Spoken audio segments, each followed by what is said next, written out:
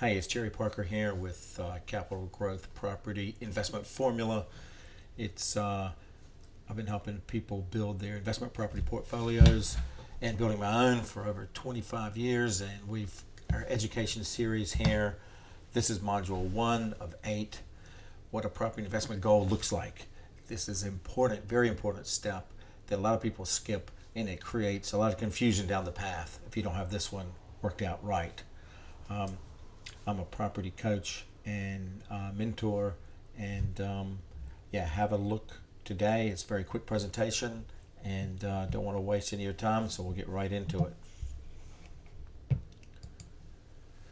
Why set value-based goals before you look at properties? And what I mean is value-based goals, and those goals are based on your values.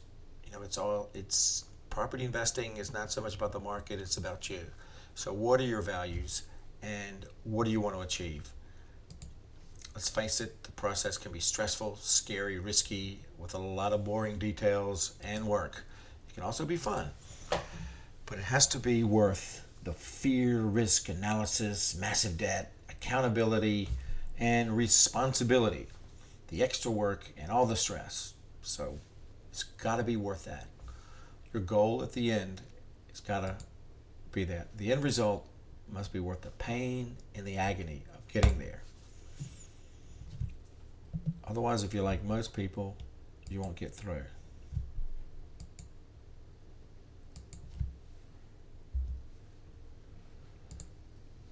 It's a quick presentation. Why do you think this need about it in the first place? Then what it is you need to think about. Finally, how it pertains to your property investment. 15 minutes, no more, and then I'll do a Q&A at the end. Anchor your dreams in your values. You need to anchor your plan to stay on track. Otherwise, you won't go the distance.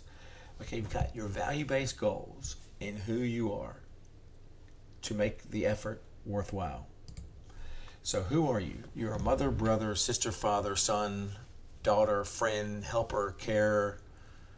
This is who you are. This is where you're starting to get the seat of your values, of who you define that you are. How do you want to be considered? Do you want to be considered successful, responsible, reliable, strong, capable, smart, confident? This is around your values system.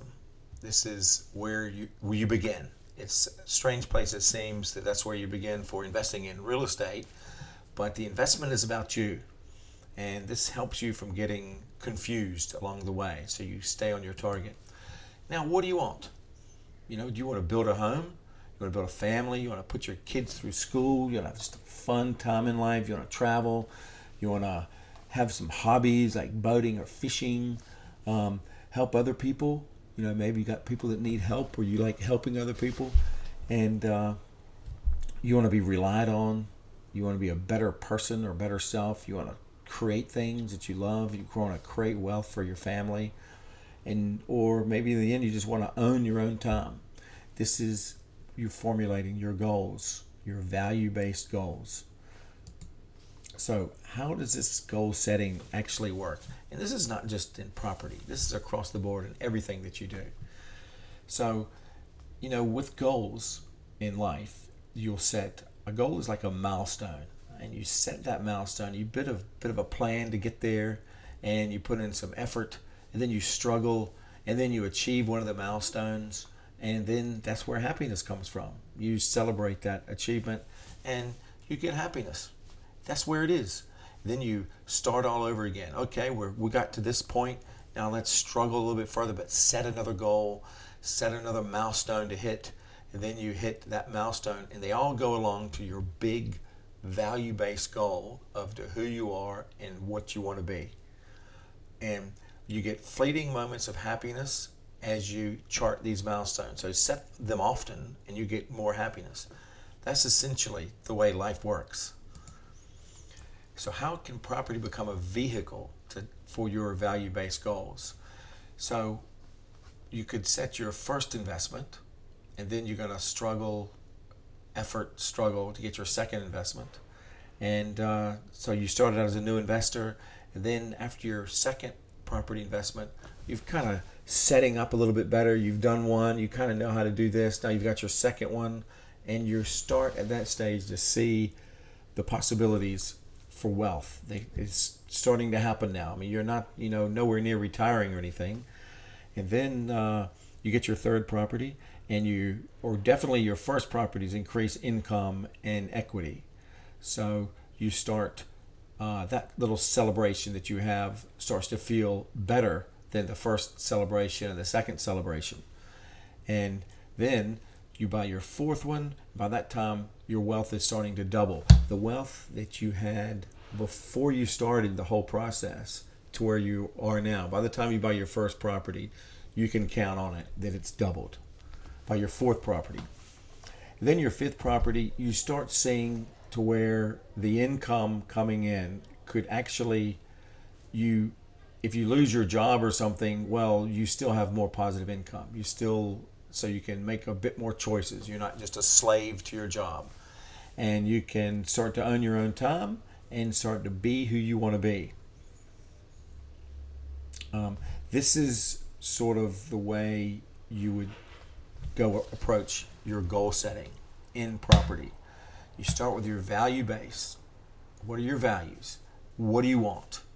And then you just use the property as a tool to help you get there. And this is the way the wealthy get to where they want to go. In Australia, real estate is a great tool for that. This is why so many people, like everyone in Australia who has wealth, has used real estate as that vehicle. And some people go like, oh, well, I'm not a capitalist jerk. I don't really have to have wealth. And it's just a hollow argument in that, okay, if you really want to manifest your life and help more people or have more fun or, travel more or go more places or the way you want to manifest your life, if you have more money, it's just more gasoline to get you further down the road.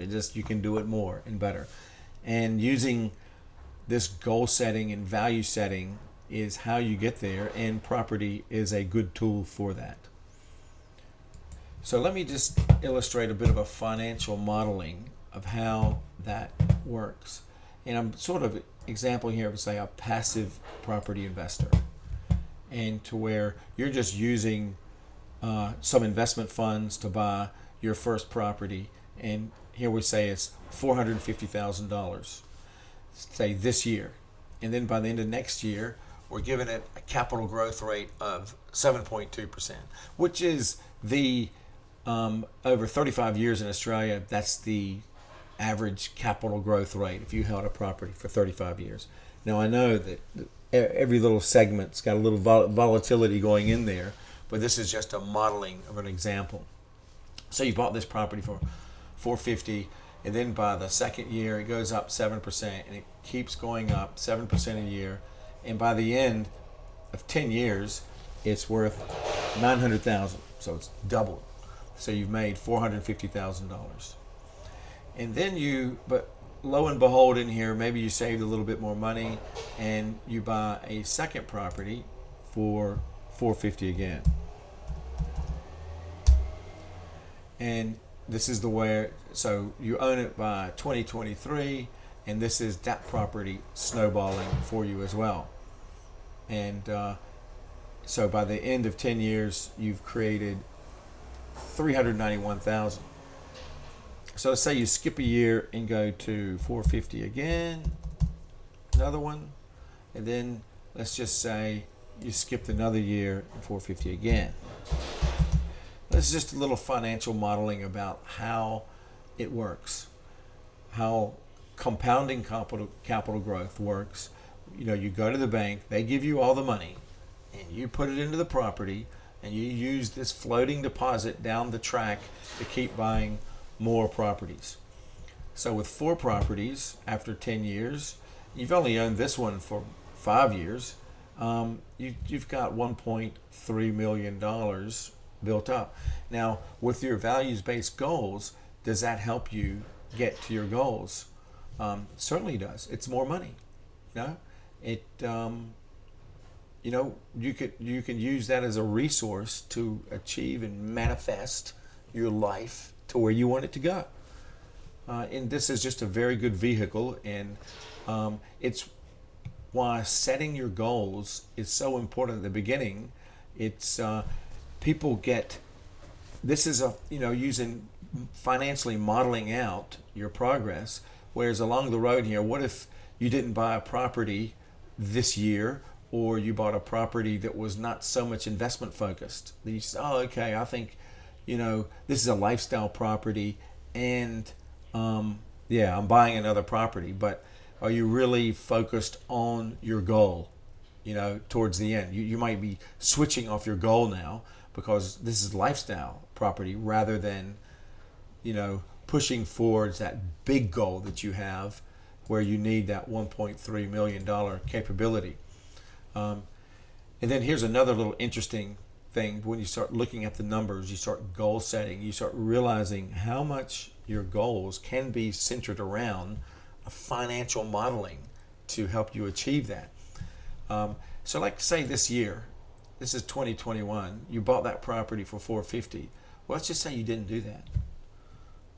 You just left that one till later. You take that out. Well, now, after you've bought 3 properties, well, let's just say you bought it this year instead. Well, you still have 964, but the other number was 1.3. So now, has this property, by not acting, not thinking about your goals, and then modeling them out, has it just cost you, $300,000 plus because you've been a little bit not focused or not orderly in the way you're approaching? That's why this is important of approaching the property market with your goals first, and then it helps you model them out, and you can stay on track and be a lot more focused. A lot of people, especially first-time investors, first thing they do is like, yeah, everybody's buying real estate. Maybe I should buy one. Let's go check on realestate.com. And then you just walk right into the wolves' den straight away to the salesperson that doesn't care about your goals, doesn't care about your dreams or what you're trying to achieve. It's they just want to get the sale, which is fair enough. That's the business they're in, and they'll provide you a great service for that. But they're not, you're better off being in control of what you're doing rather than giving up that control. Okay, that's it. I didn't want to take up too much of your time. This is what I wanted to go over, and now I'm happy to take any questions anyone has. If anybody's put any questions in the little sidebar, and